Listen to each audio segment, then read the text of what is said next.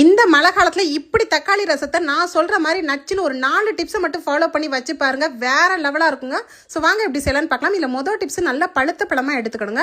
ஒரு 1/4 கிலோ பழத்தை எடுத்து மேலே உள்ள விதைகளை எடுத்து இந்த மாதிரி வந்து கையிலே வந்து நல்லா கடைஞ்சிருங்க. லைட்டாக மஞ்சத்தூள் போட்டு 2 டம்ளர் தண்ணி சேர்த்து கொஞ்சமாக கொத்தமல்லி தலைகளை இதில் வந்து அப்படியே பிசைஞ்சு விட்டுருங்க. 2வது டிப்ஸ் பார்த்தீங்கன்னா மிளகு ஜீரகம் கொஞ்சமாக வெந்தயம் சேர்த்துக்கங்க. அதுக்கப்புறம் காய்ந்த கருவேப்பிலை 1 ஸ்பூன் வரமல்லி சேர்த்துக்கலாம். குறக்குறன் அரைச்சதுக்கப்புறம் 2 பச்சை மிளகாயும் ஒரு 4-5 பூண்டு பல்லும் போட்டு மறுபடியும் அரைச்சிருங்க.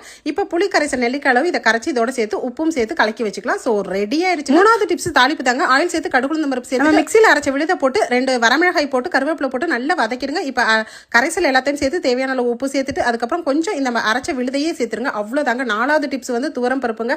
கொஞ்சோண்டு துவரம் பருப்பு வேக வச்சு இதில் சேர்த்தீங்கன்னா மணக்க தக்காளி ரசம் செம்ம சூப்பராக ரெடி ஆயிடுச்சு. இதை கொதிக்கவே வைக்க கூடாதுங்க. நொர கூட்டணும்னு அவ்வளோதாங்க. இறக்கி பரிமாறுங்க. ஸோ இந்த நச்சுன்னு 4 டிப்ஸை ஃபாலோ பண்ணி நீங்களும் ட்ரை பண்ணுங்க. தேங்க்யூ.